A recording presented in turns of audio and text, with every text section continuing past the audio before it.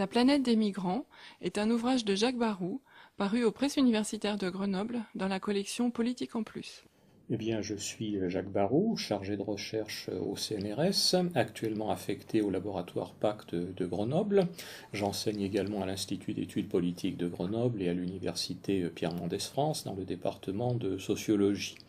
De formation initiale, je suis essentiellement anthropologue et sociologue, et depuis plus d'une trentaine d'années, je travaille sur le thème des migrations internationales, en m'intéressant à la fois à ce qui se passe ici en France et à ce qui se passe aussi dans les pays d'où sont originaires les immigrés. Ce qui m'a amené à élargir mes perspectives de recherche qui au départ étaient centrées sur la France, à l'Europe et puis ensuite aux 5 continents. Eh bien, ce qui m'a amené à écrire La planète des migrants,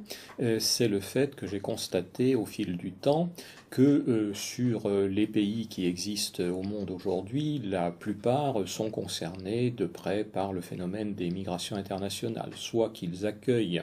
des populations migrantes, soit qu'ils soient des pays d'où ces populations partent pour aller ailleurs, soit qu'ils soient, ce qui arrive souvent, les deux à la fois.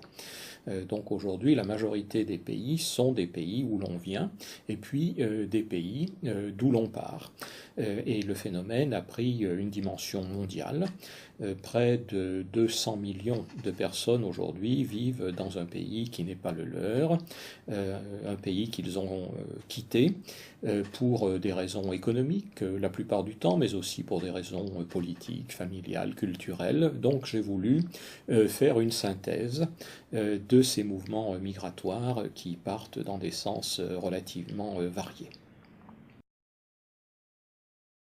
Alors cet ouvrage, après une introduction qui fait le point sur les théories explicatives des migrations internationales, se compose de 3 parties. D'abord une partie consacrée aux pays d'où l'on part, des pays qui sont essentiellement des terres d'émigration,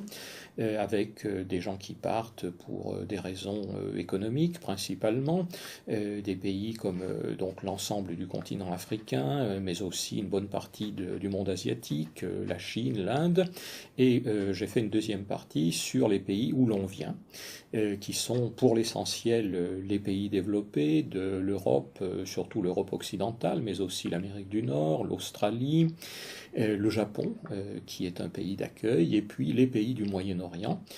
qui accueillent une nombreuse population en provenance essentiellement de l'Asie du Sud. Et enfin, une troisième partie qui est consacrée au phénomène des diasporas, puisque avec tous ces mouvements qui prennent de l'ampleur, on voit se constituer des communautés qui vivent à leur aise entre plusieurs pays à la fois, qui se sentent bien dans cette espèce d'entre-deux, qui participent à la fois du pays qu'elles ont quitté et puis du pays où elles sont arrivées, et qui gardent des relations assez étroites entre communautés installées dans divers pays à travers le monde.